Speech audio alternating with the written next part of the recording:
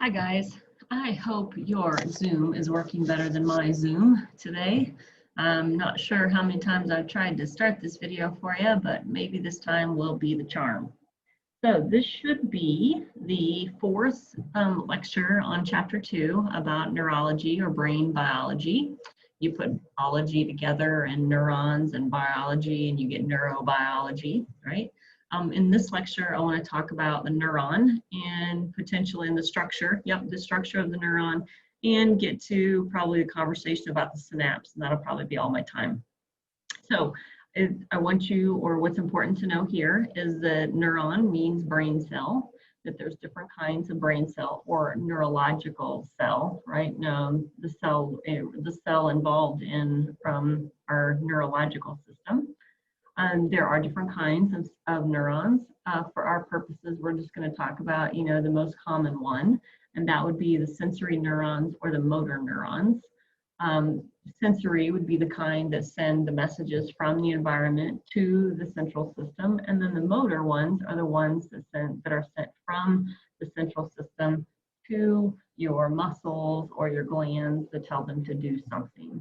There's also a relatively new, since I was in school, idea, concept, or aware discovery, if you will, of something called a mirror neuron. And the mirror neuron is thought to be a neuron that is active when you watch someone else engage in an activity.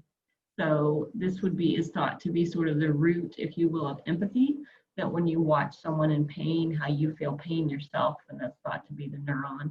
Or when you watch someone like play sports, and that was a sport that you played, and you're like, I always think of softball as the only sport I ever played, but when somebody would catch that ball, I could just feel it, even though I couldn't. I mean, I wasn't feeling it, but I could feel it because the idea is that these mirror neurons are active. There's even speculation that this might be part of what explains like people's attraction to things like pornography as well, is that the notion, but it certainly is thought to be the root or the foundation of empathy. Okay, so here's an image of the basic structures, and you can count on me putting this drawing on a quiz and having you label it.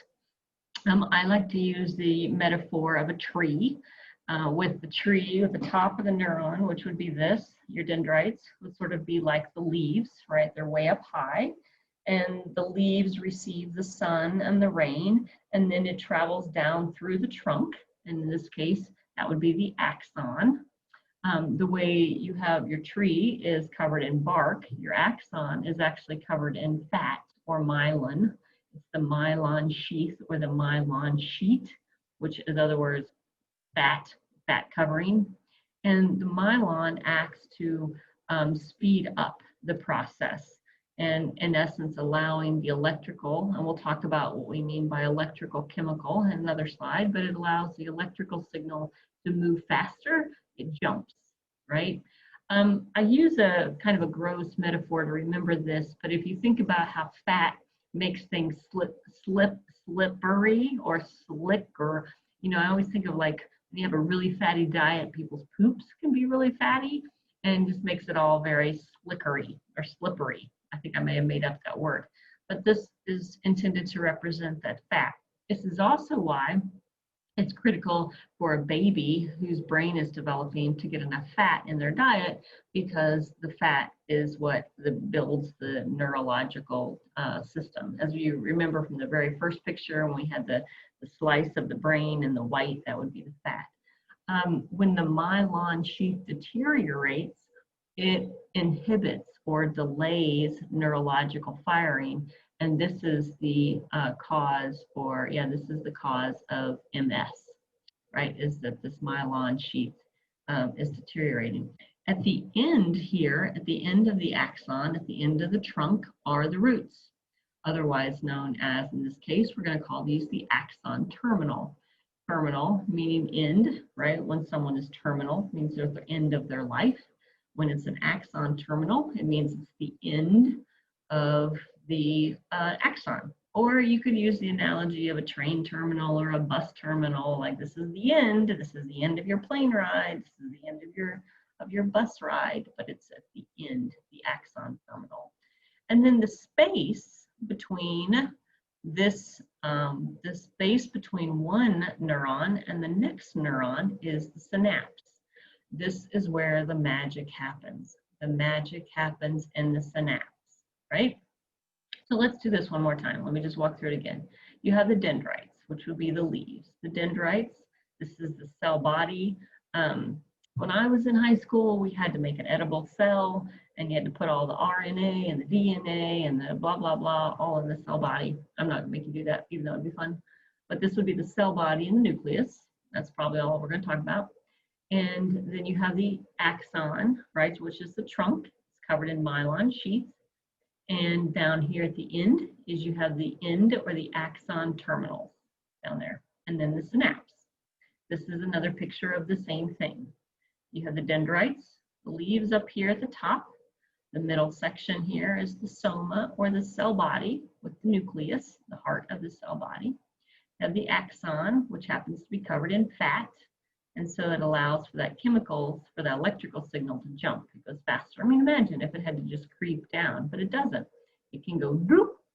I don't know if you can see my pointer. They can go doop, to doop, to doop, to doop, and it just jumps all the way down the axon, right? And then down at the end, right? Down at the end. So the process is referred to as an electrochemical.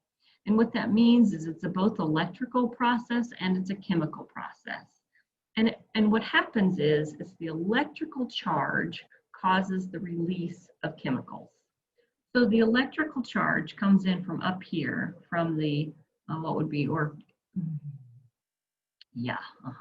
comes in from one of the neurons, and it causes this electricity to travel down the end. It travels down to the synapse. And then it causes the release of chemicals. Those chemicals are what we call neurotransmitters, and we'll talk a lot about neurotransmitters, right? And so that's the electrical charge causes the release of chemicals. As those chemicals cross the synapse, they cause another electrical process, and it causes that chemical process the electrical and the chemical process to carry on through the next, as long as those, and this process is what is referred to as, it is an all or nothing. Cells don't kind of sort of fire, but it's either they fire or they don't, right? They send their chemical reaction, their electrical charge, or they don't.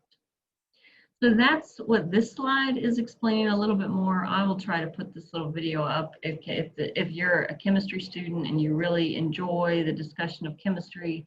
I struggled a lot when I was a younger person with chemistry. So I really just, for our purposes, it's a very broad stroke, but this might be something that interests you. But action potential, and this is an important idea, the action potential simply means that a neuron has the potential to act. They either act or they rest, right? So again, it's not there's not a kind of sort of fire. They either fire and release their chemicals or they don't, right? And that's their action potential. Oh, look at there, it says right there, all or none law. So there's a couple really important molecules in the neurological process that is really, this is actually life useful information to know, and it could show up on a quiz.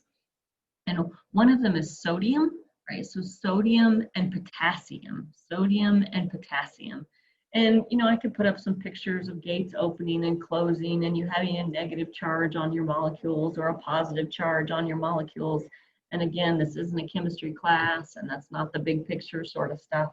But do understand that the process of those neurons acting it has implications for the availability of sodium, which is salt, right, and potassium. So if you've experienced dehydration, or some of you are no doubt going into health professions, right, and you know that you understand what happens when you don't have enough salt in your diet because you sweat it all out and you get a little loopy. That's because the sodium, which you're going to lose in your salt and your urine, and your sweat and your urine, is critical to the processing or the firing, the neurochemical, the neurological firing. The same thing for potassium. My mom is actually on a potassium, she's on a banana a day prescription because potassium is implicated in your neurons firing. And a simple go-to, if someone, well, like my mom, I had a dog and my dog's legs would be all trembly and the the vet suggested that I try potassium because this neurological, his shaking, and sure enough, potassium, I don't know how it worked, I don't know what it did, but bananas, avocados. So these two things are critical for neurological health, potassium and sodium, salt. Also interesting, consider the ingredients on a Powerade or a Gatorade. They both have potassium and salt in there, sodium. This has been 10 minutes, so I am going to stop right here. And when we get back, we're going to talk more. When I start the next one, I want to talk more about the really cool stuff that happens in the synapses.